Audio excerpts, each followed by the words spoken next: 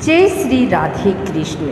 सभी श्रद्धालु भक्तों का पुरुषोत्तम मास की पावन कथा में हार्दिक स्वागत है। आज हम श्रद्धा और भक्ति के साथ पुरुषोत्तम मास कथा के द्वितीय अध्याय का श्रवण करेंगे। भगवान श्री हरि विष्णु एवं पुरुषोत्तम प्रभु की कृपा से यह कथा हमारे जीवन में सुख, शांति, समृद्धि और पुण्य प्रदान करें। आप सभी भक्तजन मन, वचन और कर्म से कथा का श्रवण करें तथा अंत तक राधे राधे और जय श्री कृष्ण का स्मरण करते रहें। तो आइए भक्तों, भगवान का नाम लेकर पुरुषोत्तम मास कथा अध्याय 2 का शुभारंभ करते हैं। बोलिए पुरुषोत्तम भगवान की जय, राधे कृष्ण की जय। सूत जी बोले, राजा परीक्षित के पूछने पर भगवान सुख द्वारा कथित परम पुण्यप्रद श्रीमद् भागवत सुखदेव जी के प्रसाद से सुनकर और अनंतर राजा का मुझ भी देखकर अब यहाँ यज्ञ करने को उद्धत ब्राह्मणों को देखने के लिए मैं आया हूँ और यहाँ यज्ञ में दीक्षा लिए हुए ब्राह्मणों का दर्शन कर मैं कृतार्थ हुआ। ऋषि बोले, हे साधु, अन्य विषय की बातों को त्याग कर भगवान कृष्ण द्वैपायन के प्रसाद से उनके मुख से जो आपने सुना वही अपूर्व विषय है। सूत, आप हम लोगों से कहिए, हे महाभाग, संसार में जिससे परे कोई सार नहीं है, ऐसी मन को प्रसन्न करने वाली और जो सुधा से भी अधिकतर हितकर है, ऐसी पुण्य कथा हम लोगों को सुनाइए। सूत जी बोले, ब्राह्मण के चरु में क्षत्रिय का चरु मिल जाने से उत्पन्न होने पर भी मैं धन्य हूँ। जो श्रेष्ठ पुरुष भी आप लोग मुझसे पूछ रहे हैं, भगवान व्यास के मुख से जो मैंने सुना है वह यथाज्ञान मैं कहता हूँ। एक समय नारद मुनि नर नारायण के आश्रम में गए, जो आश्रम बहुत से तपस्वियों, सिद्धों तथा देवताओं से भी युक्त है और बैल, बहेड़ा, आंवला, बेल, आम, अमड़ा, कैक, जामुन, कदम आदि और भी अनेक वृक्षों से सुशोभित है। भगवान विष्णु के चरणों से निकली हुई पवित्र गंगा और अलकनंदा भी जहाँ बह रही हैं, ऐसे नर नारायण के स्थान में श्री नारद मुनि ने जाकर उन परम ब्रह्मा नारायण को, जिनका मन सदा चिंतन में लगा रहता है, जिसके जितेंद्रिय काम, क्रोधादि 6 शत्रुओं को जीते हुए हैं, अत्यंत प्रभा जिनके शरीर से चमक रही है, जैसे देवताओं के भी देव तपस्वी नारायण को साष्टांग दंडवत प्रणाम कर और हाथ जोड़कर नारद उस मुनि व्यापक प्रभु की स्तुति करने लगे।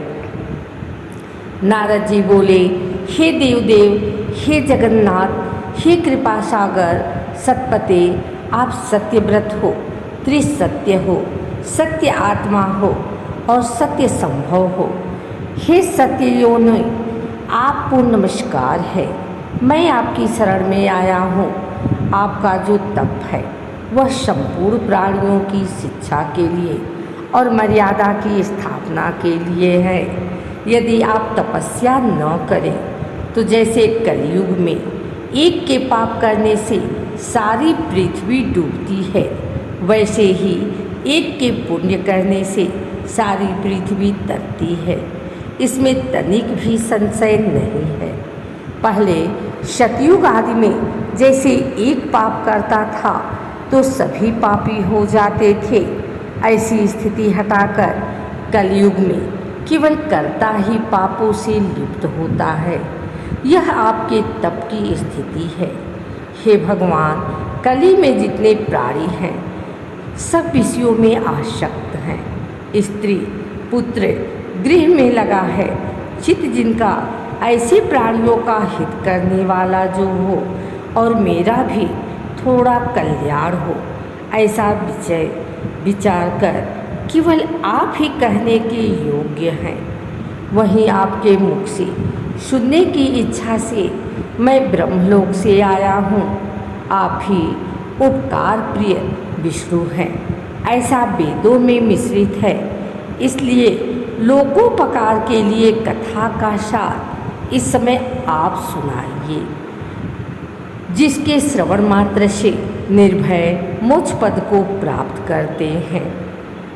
इस प्रकार नारद जी का वचन सुन भगवान ऋषि आनंद से खिलखिला उठे और भुवन को पवित्र करने वाली पुण्य कथा आरंभ की।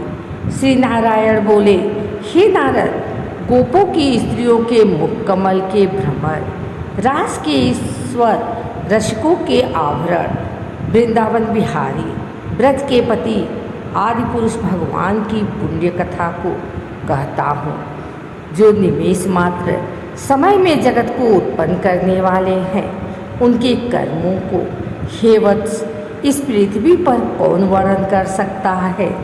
हे नारद मुने, आप भी भगवान के चरित्र का सरस सार जानते हैं और यह भी जानते हैं कि भगवत चरित्र वाणी द्वारा नहीं कहा जा सकता, तथा अद्भुत पुरुषोत्तम महात्म्य आदर से कहते हैं। यह पुरुषोत्तम महात्म्य दरिद्रता और वैधव्य को नाश करने वाला, यश का दाता एवं सत्पुत्र और मोक्ष को देने वाला है। अतः शीघ्र ही इसका प्रयोग करना चाहिए।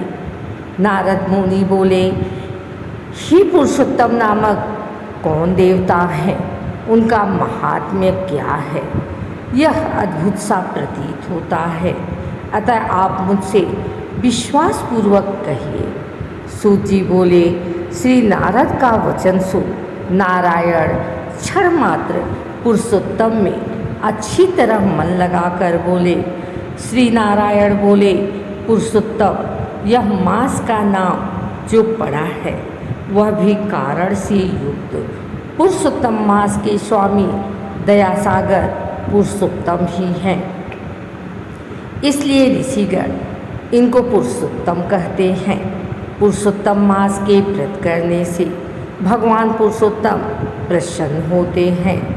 नारद जी बोले, चैत्र आदि मास जो हैं वे अपने अपने स्वामी देवताओं से युक्त है, ऐसा मैंने सुना है, परंतु उनके बीच में पुरुषोत्तम नाम का मास नहीं सुना है।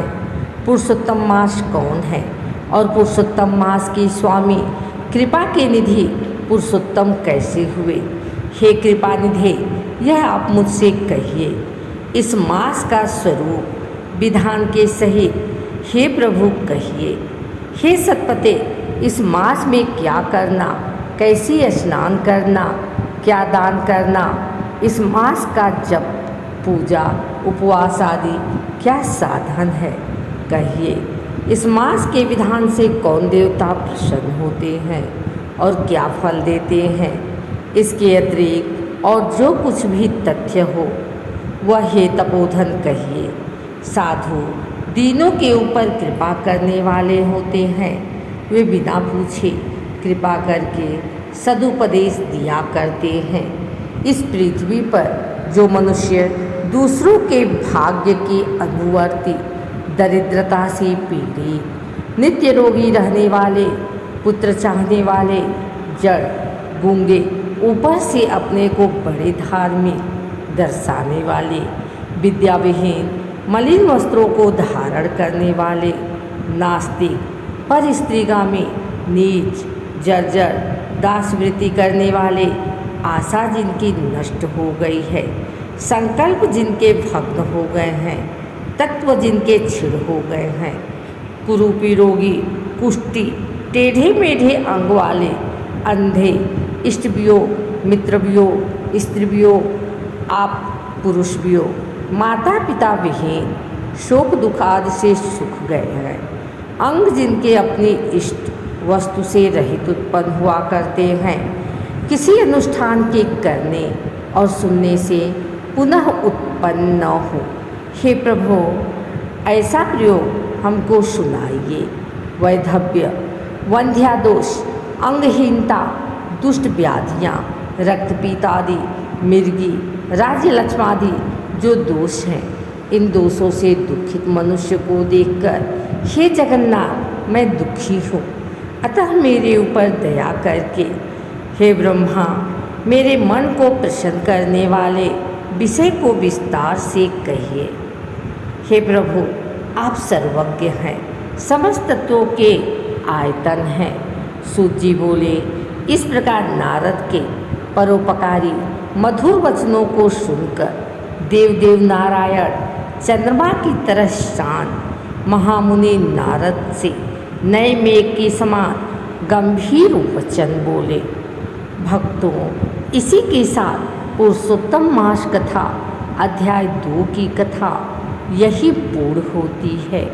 जो भी श्रद्धालु सच्चे मन से इस कथा का श्रवण करता है, उस पर भगवान श्री हरि विष्णु और पुरुषोत्तम प्रभु की विशेष कृपा बनी रहती है।